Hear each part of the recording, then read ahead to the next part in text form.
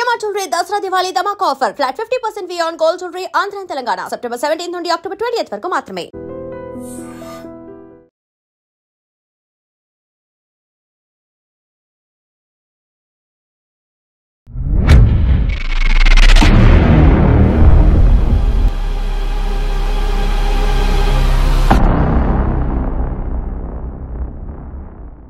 Welcome to lawyer సాబ్. ప్రముఖ advocate Gopalakrishna.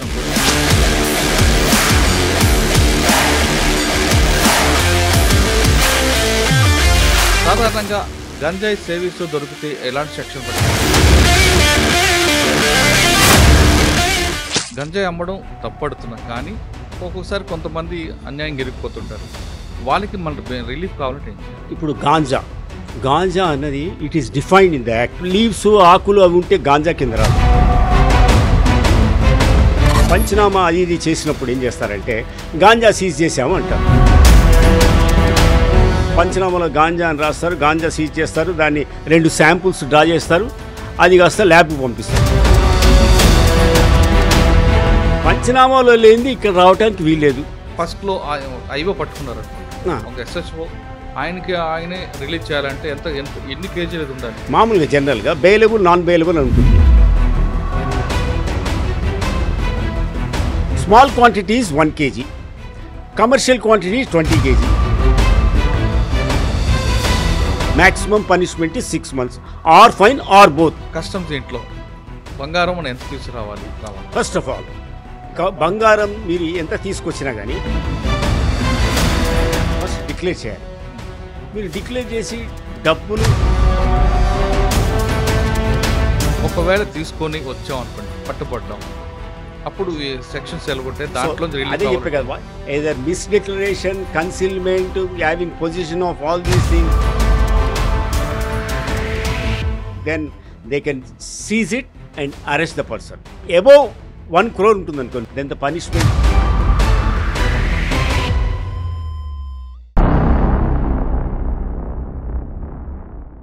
Welcome to lawyer saab. సాధారణంగా గంజాయి సేవిస్తూ దొరికితే ఎలాంటి సెక్షన్ పెడతారు? గంజాయి ట్రాన్స్పోర్ట్ చేసి దొరికితే ఎలాంటి కేసులు అవుతాయి? వాటితో పాటు కల్తీ కళ్ళు అమ్మితే ఏ విధంగా సెక్షన్ పెడతారు? ఒకవేళ కల్తీ కళ్ళు ఎక్కువ శాతం పెట్టి ఎక్కువ మంది చనిపోతే సెక్షన్లు ఏ తీవ్రత ఎలాగుంటుంది? ఈ 2 సెక్షన్లో బెయిల్ వస్తుందా రాదా? వాటితో పాటు కమర్షియల్ ట్యాక్సెస్ విషయం తీసుకుంటే, ఎయిర్పోర్ట్లో బంగారం తీసుకొస్తే, అంటే విదేశాలకు వెళ్ళి బంగారం తీసుకొస్తే మహిళలు ఎన్ని గ్రాములు క్యారీ చేయొచ్చు, మగవారైతే ఏ విధంగా చేయాలి? ఒకవేళ మోతాదు మించి మనం బంగారంగా తీసుకొస్తే, అంటే కస్టమ్స్ రూల్స్కి ఎక్కువగా తీసుకొస్తే ఎంత ఫైన్ పడుతుంది?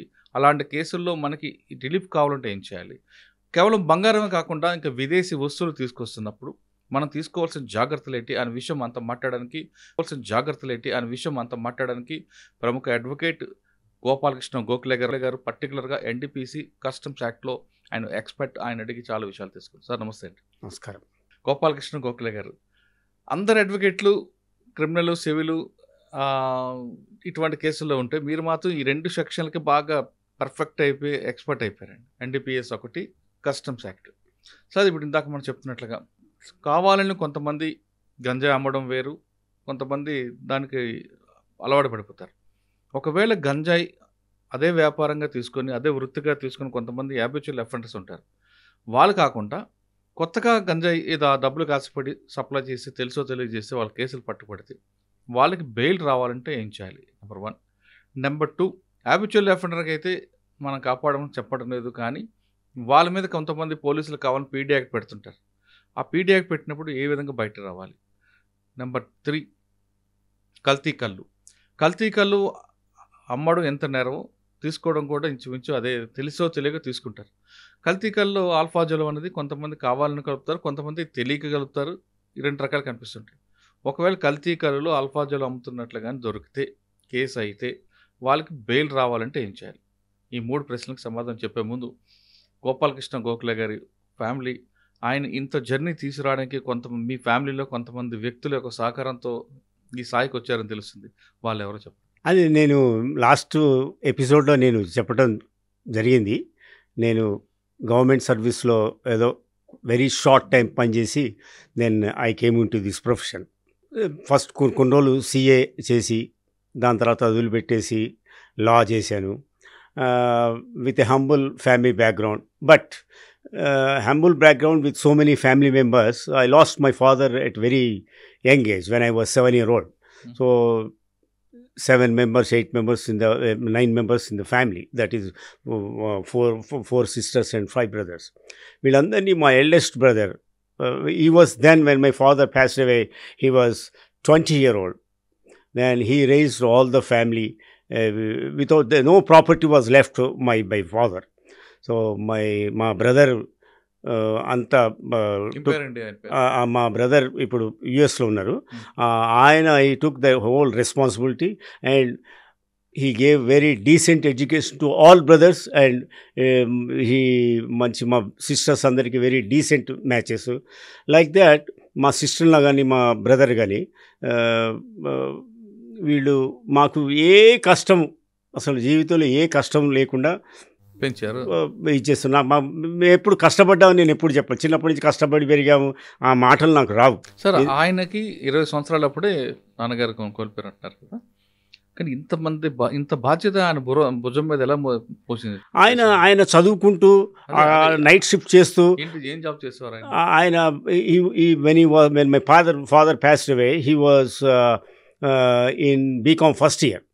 సో మా ఫాదర్ జాబ్ ఆయనకి ఇస్తే నైట్ షిఫ్ట్ చేసుకుని clerk, Azamjahi mills Warangal clerk. Then ఆయన జాబ్ చేస్తూ నైట్ షిఫ్ట్ చేస్తూ మార్నింగ్ కాలేజ్కి వెళ్ళి చదువుకుంటూ సాయంత్రం షాప్స్లో అకౌంట్స్ అవి రాసి అట్లా he raise the family. All the brothers they had very decent education, well placed పొజిషన్స్లో వచ్చేట్టుగా ఆయన చదువు చెప్పించారు. సిస్టర్స్ అందరికీ డీసెంట్ మ్యారేజ్ ఇచ్చారు. అట్లే మా sister, they are my parents almost. My mother and దాని తర్వాత మా బ్రదర్స్ అండ్ మా బ్రదర్ అండ్ సిస్టర్లో they are like our parents. And తర్వాత ఆయన కూడా కెరీర్ డెవలప్ చేసుకుని also came into very decent position. Then later he shifted to cement corporation of India as materials manager. అక్కడి నుంచి ఆయన ఈ retired. Then now he settled in US.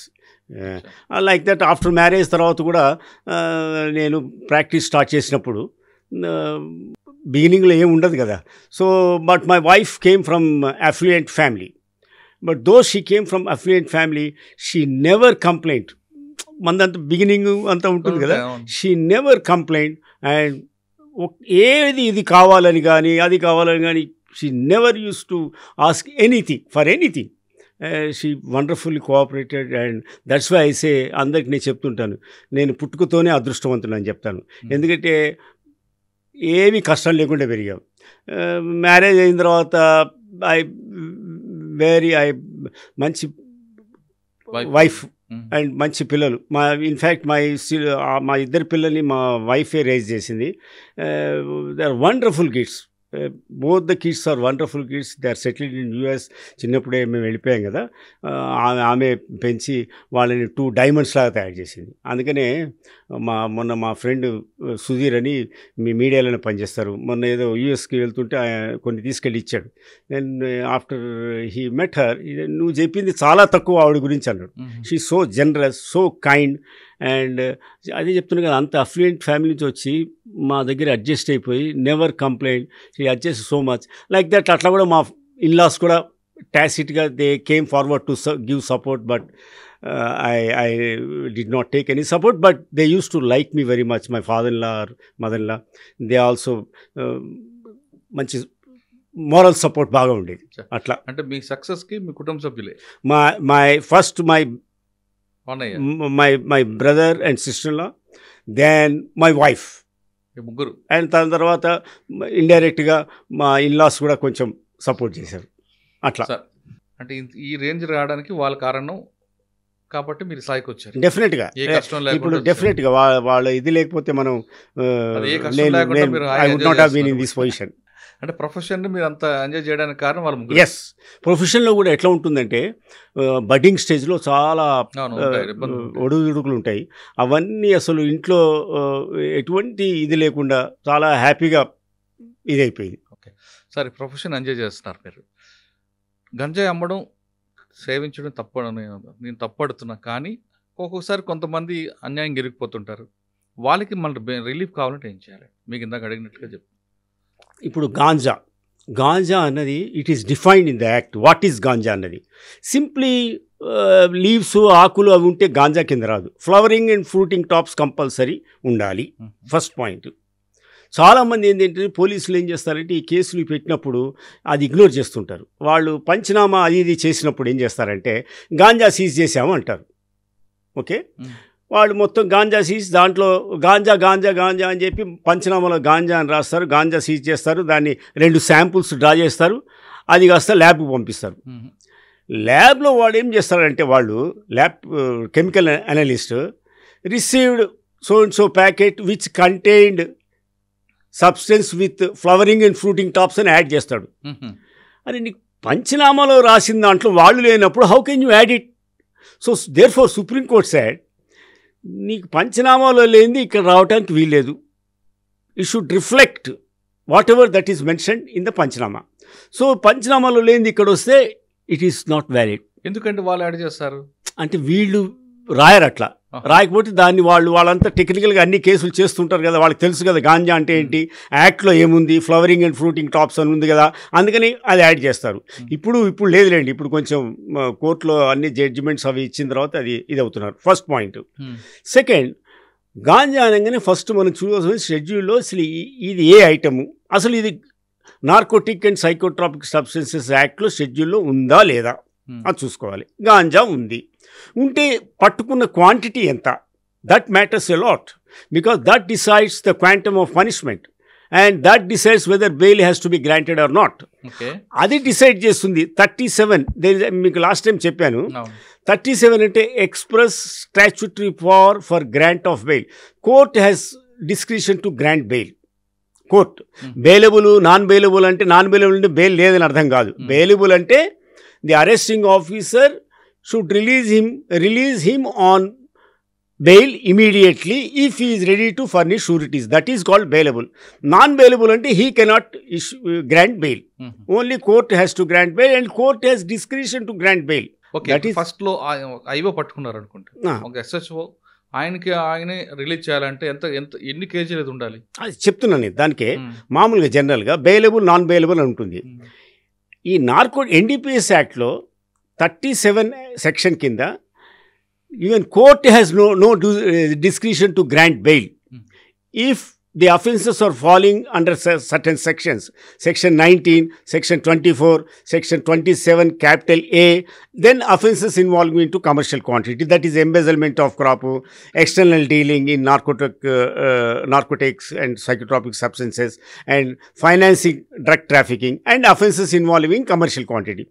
What is commercial quantity is mentioned in the schedule. In the act section 2 కింద అన్ని drugs అవి ఏది small quantity, ఏది commercial quantity, ఈ మధ్యలో ఉన్నది ఇంటర్మీడియట్ క్వాంటిటీ. వాటికి పనిష్మెంట్ ఆ రెలవెంట్ సెక్షన్స్లో ఇచ్చారు. కాంట్రవీనింగ్ సెక్షన్ ఈ గాంజా కనుక్కోండి, క్యానబిస్ 20, దాని కాంట్రవీనింగ్ సెక్షన్ ఏది 8C ఈజ్ ద కాంట్రవీనింగ్. ఇది చేయొద్దు అంటున్నారు. What is the penal section? ఈ గాంజా వాటికి వీటి సెక్షన్, క్యానబిస్ వాటికి 20. 21 is in respect of manufactured drug. Then contravention in relation to psychotropic 22, 23 అట్లా మిగతా సెక్షన్స్కి ఉంది. ఇప్పుడు మీరు అడిగిన క్వశ్చన్కి ganja the commercial quantity and small quantity చూడాలి. First small quantity is 1 kg, commercial quantity 20 kg. ఈ మధ్యలో ఉన్నది intermediate quantity. Up to 1 kg small quantity. If it is small quantity, the punishment is only 6 months. Maximum punishment is 6 months, or fine or both. Okay.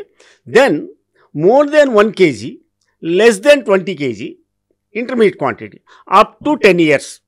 It could be 2 years, 3 years, 4 years, or 9 years, or full 10 years. If it is more than 20 kgs, to 200 kg, 300 kg, ఏమని ఉండండి, then the maximum punishment is 20 years. Minimum is 10 years. Minimum 10 years, maximum 20 years.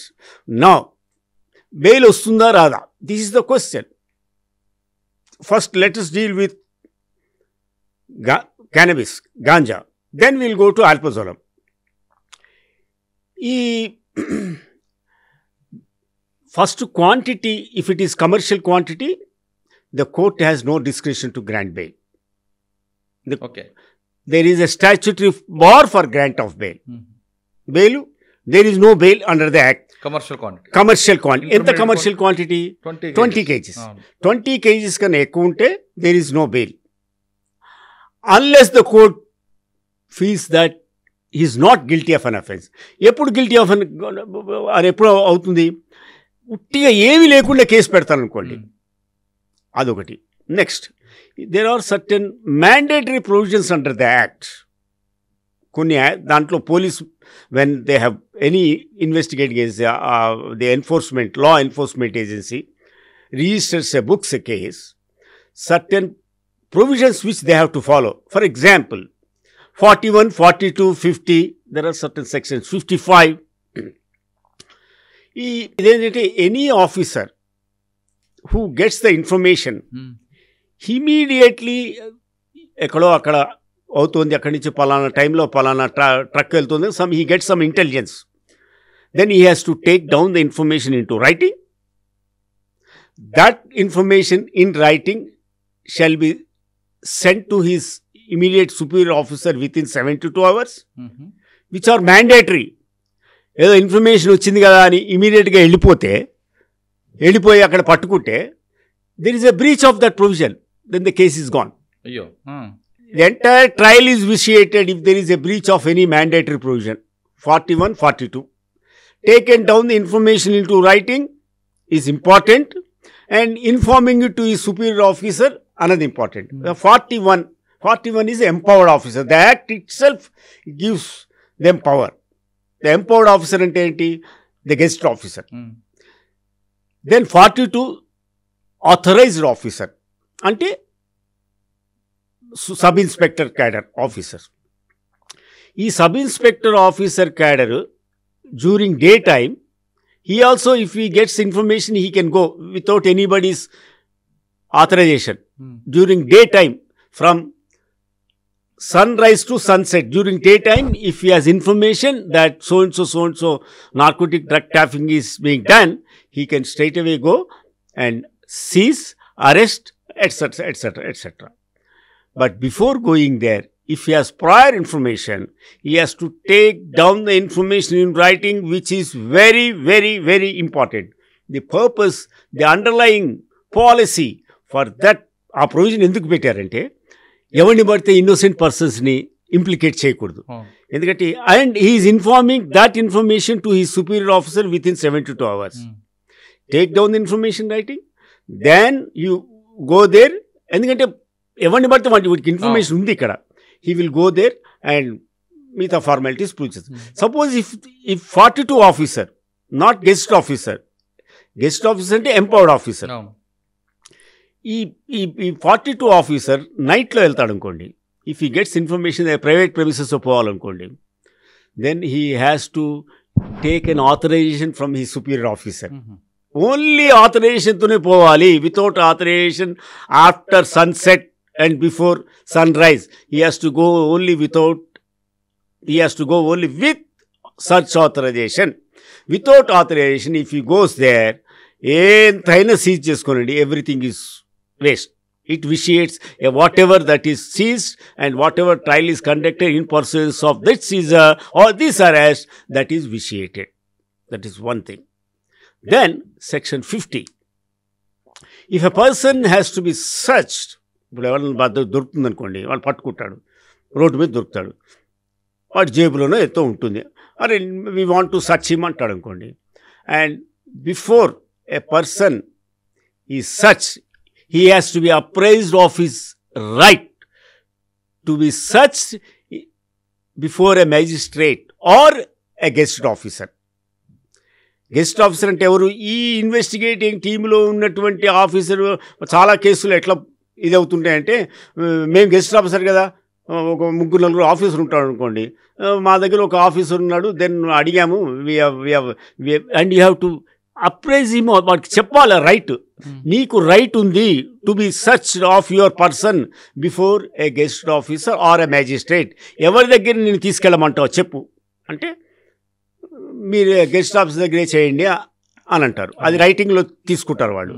Then he will acknowledge it and he will acknowledge it that I am apprised of my rights etc అని రాస్తాడు. I have no objection to be searched before guest officer అంటారు. అయితే వాళ్ళు ఏం చేస్తారంటే వాళ్ళ దగ్గరే ఉన్న గెస్ట్ ఆఫీసర్ మీద సెర్చ్ చేయిస్తారు. No, he should be an independent guest officer of those departments mentioned in 41. ఏ departments, revenue, customs, central excise etcetera. అట్లా అని చెప్పి నేను ఎడ్యుకేషన్ డిపార్ట్మెంట్ గెస్ట్ ఆఫీసర్ దగ్గర తీసుకెళ్తా అంటే నడవదు. Only those departments mention in the section ఆ గెస్ట్ ఆఫీసర్ దగ్గరికే తీసుకెళ్ళాలి, or take him to a magistrate. That's all. If you don't take and search resulted into some contraband, that search is vitiated. That is illegal search. Sir, కొంతమంది ఆఫీసర్లు below 5 kgs దొరికాయి అనుకోండి, ఏఎస్ఐని చూపిస్తారు. SI కూడా కాదు, ASI చూపించి ఆయన io పెట్టి పంపించేస్తుంటారు. అది దానివల్ల rank is doesn't matter.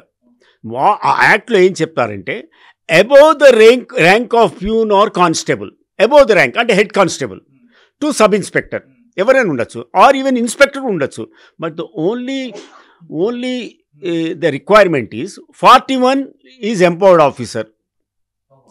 Day and night he can go and search, but ఎవరికైనా కానీ taken down the information in writing is a must. Then 42 authorized officer. ఇక్కడ డిఫరెన్స్ అనమాట. 41, 42 empowered officer, act itself is giving him power of guest officer of those departments mentioned in that section. Then 42 above the rank of peon or sipahi of these departments. If they have information, they can go and do it. Now మీరు అన్నారు sub inspector are ASI అన్నారు కదా, ఎవరైనా పర్వాలేదు. Above the rank of peon or సిపాయి కన్నా above rank ఎవరు? Head constable. Head constable కానీ ఏఎస్ఐ కానీ ఎస్ఐ కానీ ఎవరైనా వెళ్ళొచ్చు, చేయొచ్చు ఇఫ్ హ్యాస్ ఇన్ఫర్మేషన్. సార్, ఒకవేళ మీరు అని చెప్తున్నారు కేజీ గంజా ట్రాన్స్పోర్ట్ దొరికాడు అనుకోండి, ఆయనకి ఎస్ఐ ముందు ప్రొడ్యూస్ చేస్తారు. ఎస్ఐ గారు ఆయనకి స్టేషన్ బెయిల్ ఇవ్వచ్చా, court? Then all small quantity is punishable up to 6 months. But there are certain notified drugs. అవి దొరికితే మటుకు punishment is up to 1 year. 1 year or fine or both. అదే.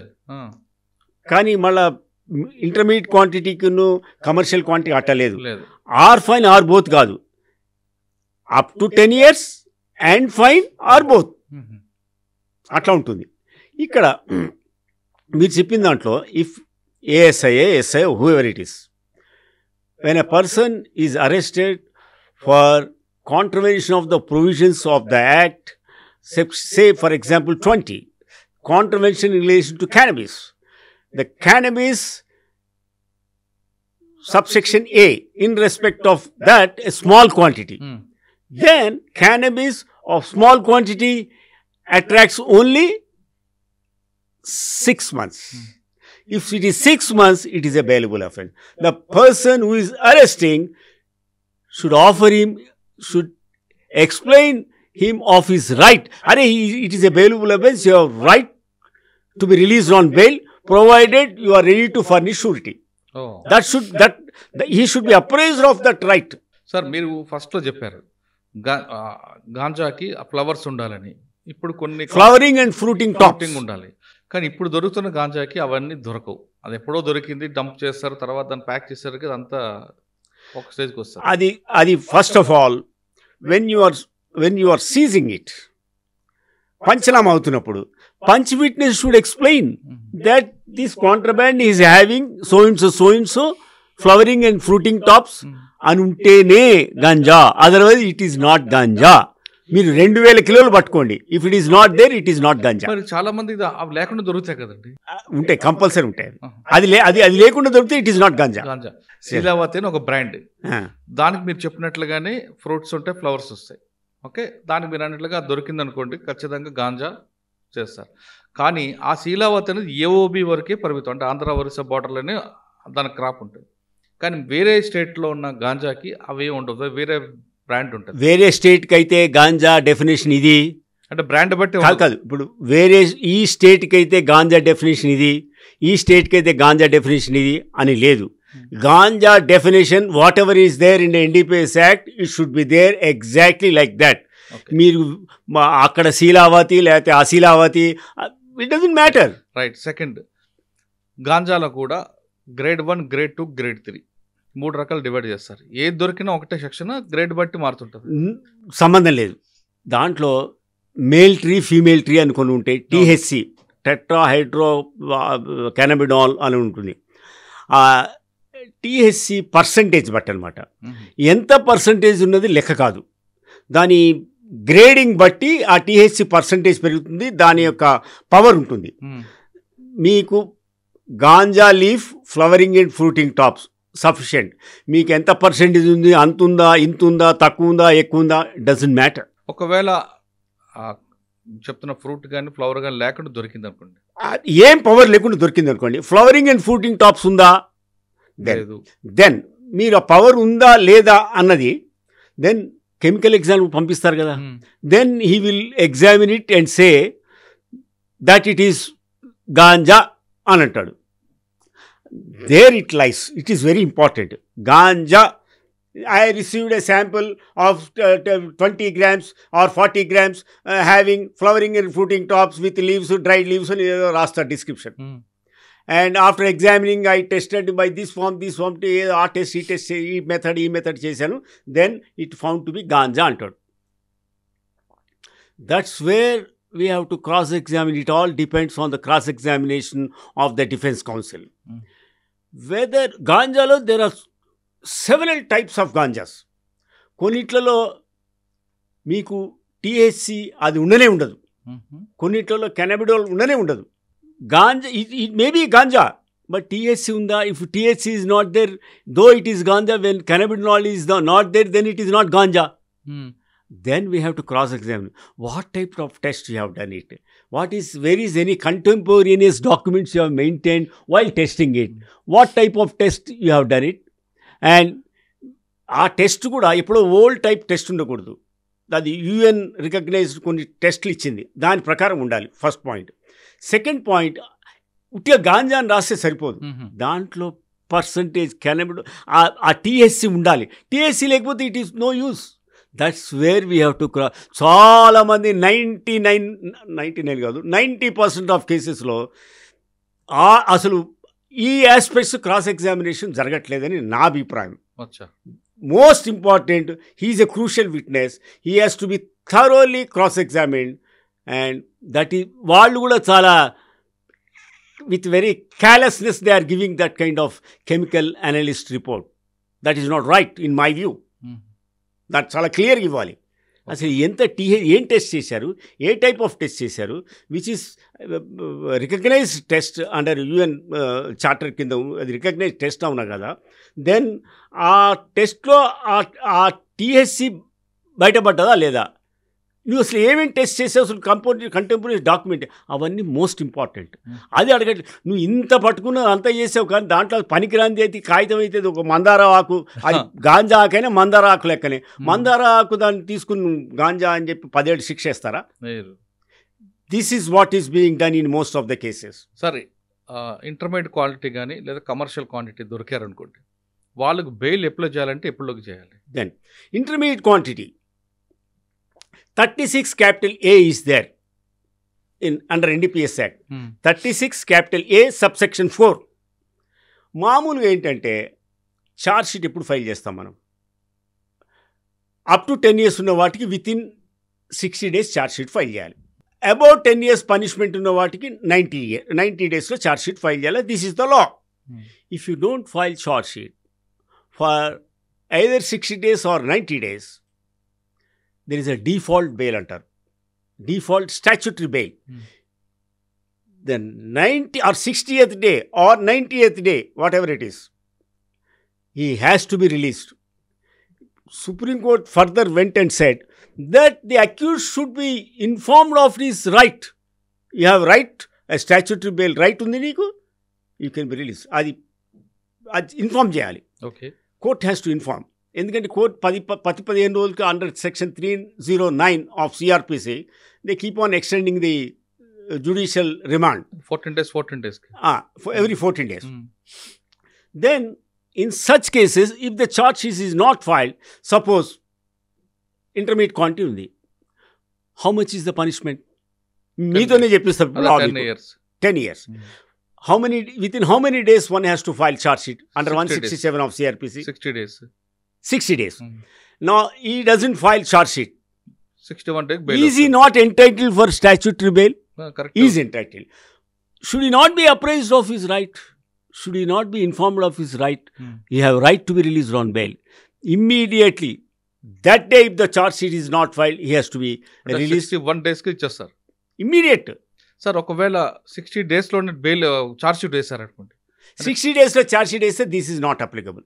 I'm coming to that. ఇది కొంచెం డీటెయిల్గా explain. This is very important. 60 days లోపల ఆ particular అఫెన్స్కి which is punishable up to 10 years, 7 years, 8 years, 3 years ఎంత ఉందనుకోండి, then he has to be released on bail provided is ready to furnish surety. He has to be release. That's all. దాని తర్వాత charge sheet వేసుకుని మళ్ళీ అడిగితే that's a different matter. But అప్పటికైతే ఇచ్చేయాలి. మీరు ఆ రోజుకి మీరు అప్లికేషన్ పెట్టారనుకోండి, 61st day ఛార్జ్ షీట్ వేయలేదు, 61st day మీరు బెయిల్ అప్లికేషన్ స్టాచ్యూటరీ బెయిల్కి వేశారు. అది అట్లా అది ఇమీడియట్గా Supreme Court said it has to be decided immediately. There is no need of any adversarial hearing, public prosecutor notice, hearing of no need. Okay. Absolutely no need. But some of the courts, they are giving notice to public prosecutor, hearing and regular bail kaadu idi. You have to verify from the section. Release immediately without any adversarial hearing. That is PP vintam anta lekunda icheyali. He provided is ready to furnish surety. Suppose if it is, now you are talking about commercial quantity. Let's talk about commercial quantity. Commercial quantity, what is the punishment? 20 years. Minimum 10 years. That Maximum is above 10 years up to 20 years. 20 years.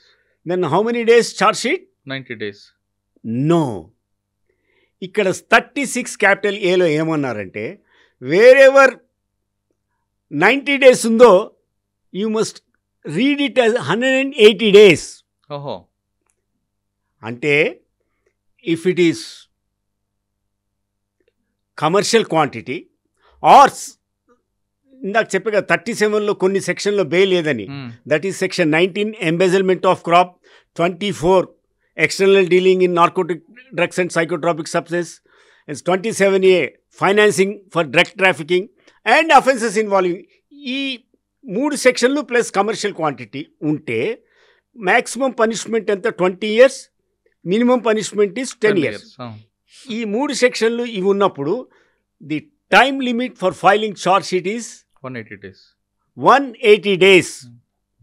So మీరు 6 నెలల దాకా మీరు wait చేయాలి. 3 నెలలు కాదు. అన్ని కేసుల్లో మిగతా అఫెన్సెస్లో ఎంత మీరు చెప్పిన 90 days. కానీ ఈ అఫెన్సెస్లో ఈ సెక్షన్స్ ఉన్నప్పుడు, commercial quantity or these sections ఉన్నప్పుడు, you have the prosecution has time to file charge sheet. How many days? 180 days. 180 days. ఆ 180 days లోపల చార్జ్ షీటు వాళ్ళు ఫైల్ చేస్తారు. చెయ్యరు అనుకోండి, దెన్ 181వ రోజున you are entitled to be released on bail. But ఇక్కడ ఇంకోటి ఉంది. ఇక్కడ another provision is there. This 180 days period can be further extended another 180 days provided the prosecutor files a memo that our investigation could not be completed. Therefore, it has to be further extended. The time limit, the court may kindly grant time for filing charge sheet for another 180 days or another 60 days or another 100 days or another up to 180 days. On a memo being filed by the prosecutor, the court can extend the time for filing of the charge sheet for another 180 days. Now tell me, how much time is there for commercial quantity to file charge sheet? 280 days ఉంది. 180 plus 180, 360 days. 360. Sir 360 days వరకు జైల్లో పెట్టారు అనుకుంటే, yes, ఈలోగా charge sheet file చేశారు. మరి ఆయన bail కావాలంటే ఏం చేయాలి? That's what I'm saying. You must read in conjunction with section 37. 37 says there is no bail for offences involving commercial quantity or these sections. You have no bail. Commercial quantity, there is no bail. Jail. దానికి latest law చెప్తాను. This is the law. There is no bail. 1 year దాకా time ఉంది to file charge sheet for commercial quantity. He files charge sheet before 1 year. Then the trial will go on. You are, as a matter of, you have no right to, the court cannot grant bail, statutory bar for grant of bail. But in the recent days, recently, the Supreme Court said, under Article 21, right to speedy trial, the charge sheet lo meeku 30 mandi witness unnaru. It may be a narcotic drug case, it may be 37 may be there, but it is a constitutional court. Constitutional court, the constitution is supreme than this act. Section 37, no doubt it is there that there is a statutory power for grant of bail. But the court can always grant bail if his fundamental right is violated, infringed. 10 మంది విట్నెస్లు మీరు 1 year పట్టింది charge sheet వేయటానికి. ఈ 30 మంది విట్నెస్లు వచ్చి పోయి ఇంకో 5 ఏళ్ళు పడుతుంది. Then no. There is, it will take lot of time to complete the trial. Therefore, though there is bar for statute of bail, this court is granting bail. And recently, the law evolved like that. Recently, statutory bar 37 ఉన్నంత మాత్రాన ఇంతకుముందు ఉండేదట no bail. The Supreme Court said earlier, even High Courts అట్లా ఇచ్చినా, what are you doing? Why, when 37 is there, the court lost sight of this particular provision and granting bail? It should not be the case. It's a very serious offense. And bails ఇచ్చినవి cancel చేసి. But now in the latest UAPA ఉందనుకోండి, దాంట్లో కూడా ఇదే provision ఉంటుంది. Court set eternally you cannot keep him in jail. నువ్వు trial conduct చేయకుండా అట్లా పెట్టడానికి వీల్లేదు. Is fundamental right is infringed. Though this provision is there, a person is entitled to bail if the trial is taking sufficient time, because right to speedy trial of constitutional right undi kada.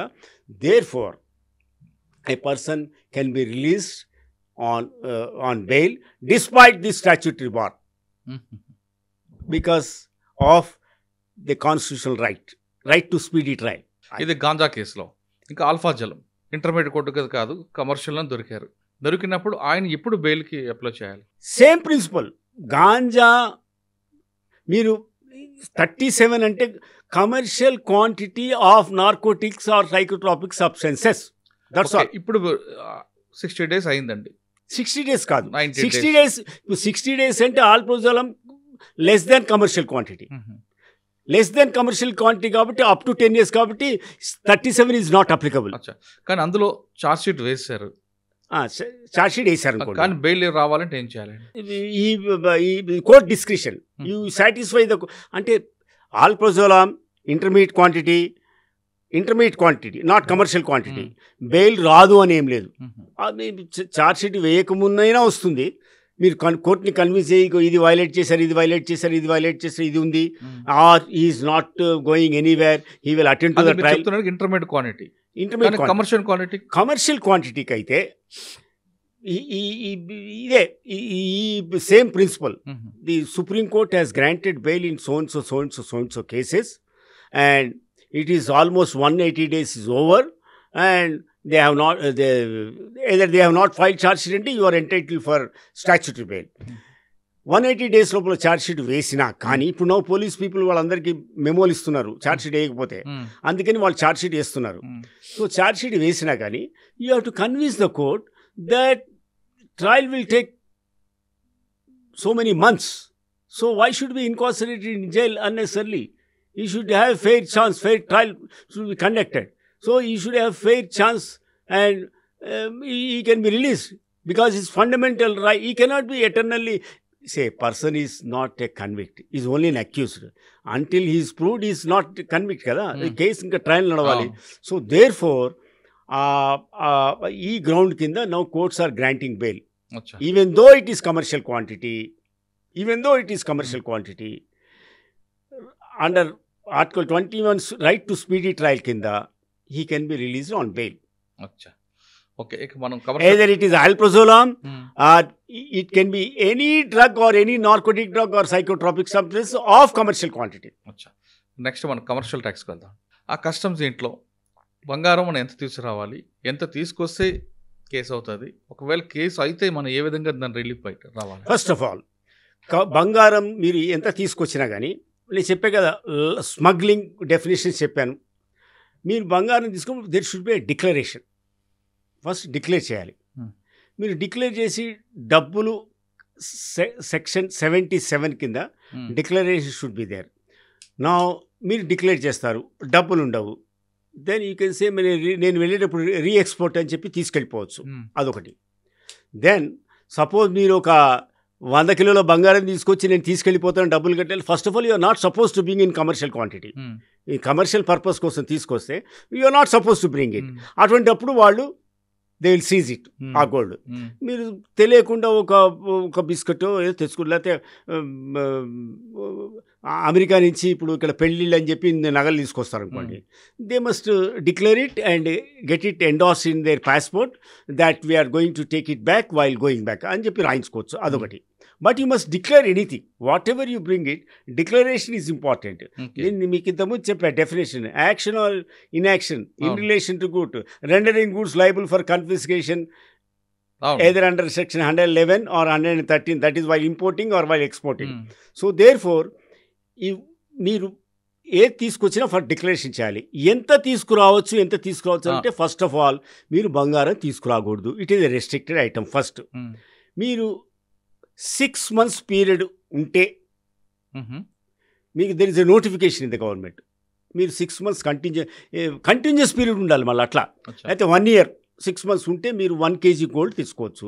దాని మీద per 10 grams ఏదో nominal convertible foreign exchange కింద నామినల్గా ఎంతో కట్టాలి. మీరు కట్టి మీరు తీసుకొచ్చుకోవచ్చు. ఇప్పుడు సపోజ్ నేను ఒక 1 year ఉన్నానండి దుబాయ్లో, 1 year ఉన్నా, I can bring 1 kg of gold by paying convertible foreign exchange nominal per 10 gramsకి ఎంతో నామినల్ కట్టి నేను తీసుకొచ్చుకోవచ్చు. నేను బయటకి తీసుకొచ్చుకోవచ్చు. అది నేను బయట ఎవరికైనా అమ్ముకోవచ్చు. ఓకే, ఇది. ఇంకా ఉమెన్ సపోజ్ వాళ్ళు మామూలుగా కొన్ని గాజులు ఉంటాయి, ఇవి ఉంటాయి. మన act says I think there is a notification around 100 or 200 grams jewellery women is permitted to wear it as her wear, she can bring. కానీ విజిటింగ్ వీసా మీద లేదా tourist you cannot bring anything. You cannot bring, even declaration చేసినా మీరు తీసుకురావటానికి లేదా. ఒకవేళ తీసుకొని వచ్చాం అనుకోండి, పట్టుబడ్డాం, అప్పుడు సెక్షన్స్ ఎలాగొట్టే దాంట్లో అదే చెప్పే కదా, either miss declaration, concealment, having possession of all these things and you are not declaring, you are trying to మీరు బయటకు వెళ్తా అనుకోండి, then they can seize it and arrest the person. Seize and arrest. నా arrest చేస్తే ఇప్పుడు above 1 crore ఉంటుంది అనుకోండి value, the market value of that particular, or duty దాని మీద డ్యూటీ అబౌట్ 50 lakhs అంతా ఉంటుంది అనుకోండి, then the punishment is up to 7 years. In other cases up to 3 years. Then ఆ కేసులో బెయిల్ ఆఫీసరే ఈ షుడ్ గివ్ ద బెయిల్. అంటే below 3 years, below 3 yearsకి ఈ has to customs station bail అంటారు కదా, అట్లా ఈ హ్యాస్ టు ఆఫర్ బెయిల్. అట్లాని బెయిల్ తీసుకోవాలి, నువ్వు 3 లక్షలు 4 లక్షలు షూరిటీ కట్టమంటే కదా, అది supreme court says no, excessive asking demanding excessive surety is again constitution right violate చేసినట్టు అవుతుంది. The officer has to, first of all officer should tell him that you are entitled to be released on bail provided you are ready to furnish surety, reasonable amount. Is the surety is the release bailable offense. It is a bailable offense. If he is not in a position to pay that amount, then he will be arrested and sent to prison. But if it is above 1 crore, no, he will be, no bail can be granted. Granted by the officer. It's not a bailable offense. Court will grant bail. అచ్చా, కానీ కొంతమంది అమాయకంగా తెలుసో తెలియకో వస్తున్నప్పుడు, ignorance of law has no excuse. అది అడుగుతున్నా. Ignorance of law has no excuse. మాకు ఇప్పుడు ఫర్ ఎగ్జాంపుల్, ఇప్పుడు న్యూయార్క్ స్టేట్లో గాంజా ఇది పర్మిటెడ్. ఓకే, న్యూయార్క్ మొన్న వెళ్తున్న మంచి టైమ్ స్క్వేర్ దగ్గర బ్యూటిఫుల్ పెద్ద స్టోర్ ఉంది, గాంజా స్టోర్స్. మీరు చెప్పినట్టుగా శీలావతి, ఆవతి, ఈవతి అని డిఫరెంట్ టైప్స్ ఆఫ్ గాంజాస్ ఉంటాయి. పవర్ఫుల్, పవర్ లేనిది, మైల్డ్ది, అన్ని రకరకాలు ఉంటాయి అక్కడ. It is permitted. అట్లా అని వాడు న్యూయార్క్లో అట్లా బయట షాపింగ్ చేసి గాంజా దొరుకుతుందా తీసుకొచ్చి ఇక్కడ దొరుకుతుంది కానీ ఎయిర్ ఇండియా ఫ్లైట్ ఎక్కి ఇక్కడికి వస్తే ఇక్కడ పట్టుకుంటే, సార్ నాకు తెలియదు సార్ అక్కడ పర్మిట్ చేశారు కదా అంటే, ignorance of law has no excuse. అక్కడ చేసినంత మాత్రం ఇక్కడ లేదు. He will be booked. Okay. Straight away, he will be sent to prison. Okay sir, ఫైనల్గా చెప్పండి. తెలుసో తెలియక కానీ ఇగ్నోరెన్స్ ఆఫ్ లా అన్నది నో ఎక్స్క్యూజ్ అన్నారు, కానీ కొంతమంది కావాలని చేశారనుకోండి, జైల్లో ఉంటారు. అటువంటి వాళ్ళకి గోపాలకృష్ణ గోఖలే గారు ఇచ్చే అడ్వైజ్ ఏంటి? బెయిల్ రాకుండా జైల్లో మగ్గిపోతున్న వాళ్ళకి ఎవరో లీగల్ అడ్వైజర్ ఉంటారు, వాళ్ళ ద్వారా ఫైట్ చేస్తుంటారు, కానీ రాదు. నెలల తరబడి జైల్లో ఉంటారు వాళ్ళు. వాళ్ళు they have right to legal counsel ఉంటుంది కదండి, లీగల్ ఎయిడ్ కమిటీ ఉంటుంది. They can make an application. Right to legal assistance ఉంది. They can make an application. A court will appoint a lawyer for them. Court appoint చేస్తుంది లాయర్ని. ఇప్పుడు legal aid committee ఉంది కదా, దాంట్లో కొంతమంది ప్యానల్ లాయర్స్ ఉంటారు, వాళ్ళని ఒకరిని అపాయింట్ చేస్తారు. Free legal aid. ఎన్డీపీఎస్లో కూడా ఏ కేసులోనే అండి. ఎన్డీపీఎస్ అంటే ఎన్డీపీఎస్ కొత్త ఇది కదా, ఏదైనా a person who is in prison without any legal assistance he is entitled for a legal assistance, entitled to the service of lawyer. But he has to request the court that I don't have a lawyer and I don't have money, kindly provide a lawyer for me. ఒకవేళ గోపాలకృష్ణ గోఖలే గారిని సంప్రదించాలంటే, గోఖలే గారే ఆయన్ని కలవాలంటే కలవచ్చు. ఏముంది, we are there for that. We are here in the legal profession to fight the cases, whether good merits ఉన్నాయా లేదా, whether any mandatory provisions, for example NDPS act అనుకోండి, మ్యాండేటరీ ప్రొవిజన్స్ కంప్లై అయినాయా కాలేదా. కస్టమ్స్ యాక్ట్ అనుకోండి, whether it is falling under the definition of smuggling or not, whether it is a smuggling or not, does it amount to smuggling or not. We are not doing anything new. What ever that is there on the record, whether it is in accordance with law or not, that if it is not in accordance with the law, we will point out to the honorable court and we will request the court that a relief has to be granted because these provisions are not complied with. Drug కేసులో కానీ customs కేసులో కానీ దొరికితే మీరు ఇమీడియట్గా ఒకవేళ డబ్బులుంటే లేదు, మంచి లీగల్ అడ్వైజర్ ఉంటే ఓకే, కానీ ఈ రెండింటి లేనప్పుడు కోర్టు మీరు వినిపించుకోండి. మీ విధంగా ఆర్థికంగా కానీ లీగల్ అడ్వైజర్ లేరంటే కోర్టే మీకు ప్రొవైడ్ చేస్తుంది, మీ తరఫున వాదించిన ఒక అడ్వైజర్ కూడా ఇస్తారంటూ చెప్తున్నారు గోఖలే గారు. లేదు, ఒకవేళ మంచి ప్రొఫెషనల్ కావాలి, ఒక ఎక్స్పర్ట్ కావాలనుకుంటే గోపాలకృష్ణ గారు కలవండి, మీకు ఖచ్చితంగా న్యాయం జరుగుతున్న విషయం చాలా స్పష్టంగా తెలుస్తుంది. ఇది డ్రగ్ కేసులో కానీ కస్టమ్స్ కేసులో రిలీఫ్ కావాలంటే ఏం చేయాలనే విషయంపై గోపాలకృష్ణ గారితో విశ్లేషణ. మరో అంశంలో మళ్ళీ కలుద్దాం. అంతవరకు నమస్తే. Thank you. And for more videos, please subscribe to iDream. Please subscribe to iDream. Please subscribe iDream. And please subscribe to iDream. For more videos, subscribe to iDream. please like, share and subscribe to the channel. Congratulations, iDream. Subscribe to iDream. Subscribe to iDream. So subscribe to iDream Media. iDream ki iDream team andarki huge congratulations. Please subscribe iDream Media. Please subscribe to iDream. Subscribe iDream. Please subscribe to iDream. iDream అంటే నా కళల channel subscribe చేసుకున్న నోరు తిరుగుతలేదు, మీరైతే గంట గుర్తు కొట్టండి. For more such videos, please subscribe to iDream. Subscribe to iDream. Please subscribe to iDream. Please subscribe iDream Media. Please do subscribe to iDream. Please subscribe to iDream Media. For best entertainment and information, please subscribe iDream. And don't forget to subscribe to iDream.